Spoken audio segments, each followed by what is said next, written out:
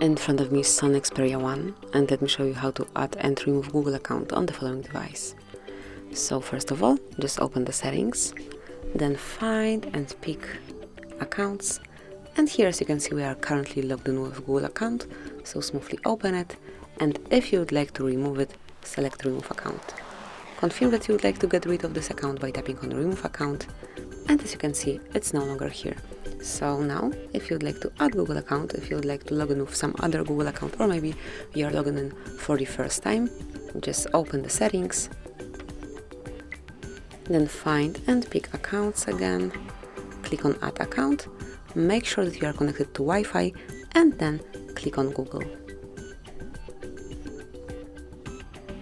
And now enter your email address or phone number, whichever is connected with your Google account.